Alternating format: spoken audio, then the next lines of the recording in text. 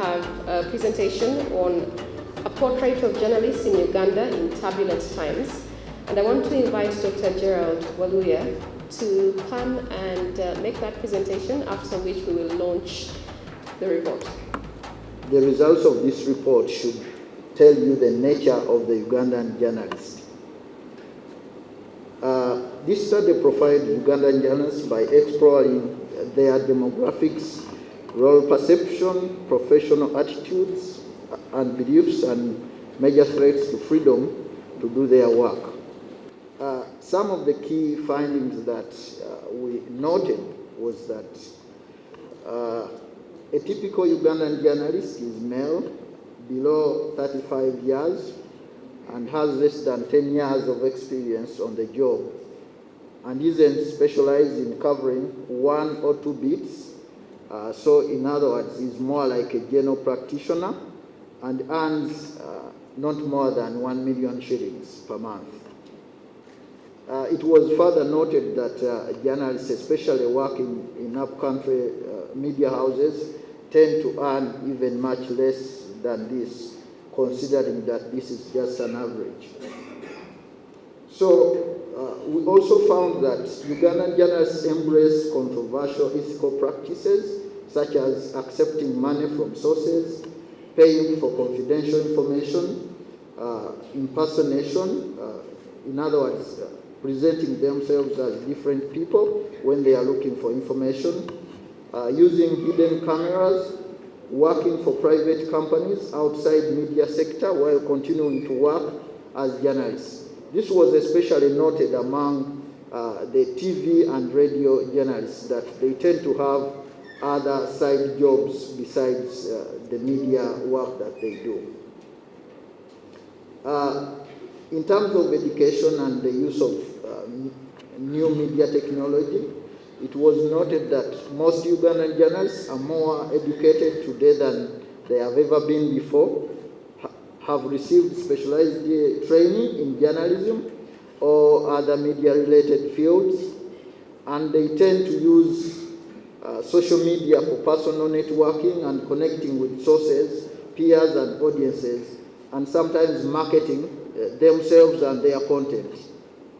As a result of low pay, poor working conditions, and threats to journalistic freedom, these aspects tend to contribute to the high occupational mobility within the Ugandan newsrooms. And this attrition rate has left behind the young newsrooms, which directly affects the quality of journalism that these young newsrooms are able to deliver. In terms of professional autonomy and threats to journalists, most respondents reported to have a fair amount of professional autonomy, for instance, in terms of deciding what to work on and what angles to take if they are doing a specific story. But most journalists live in fear of being arrested or detained over their work, and the leading culprit of perpetrating crimes against journalists is the police, as you have normally heard, and government officials were also coming second among the leading perpetrators of media freedom violation. Media owners who value profits and all other political interests more than the public interest mission of journalism are also a major influence on the content that Ugandan journalists produce.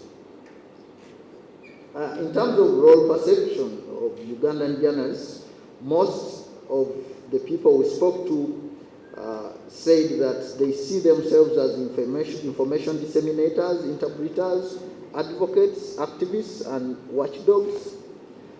They also value the importance of holding power to account, which is a good thing, and see themselves as citizen activists who have a responsibility to mobilize people to action and support national development and social change. Lastly, we note that if the number of strong media houses that can invest in journalism and good content remains limited, the quality of journalism will continue to suffer.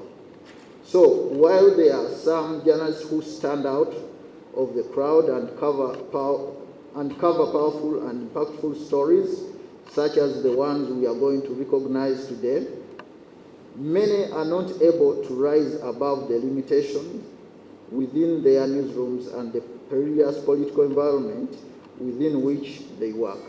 I thank you very much.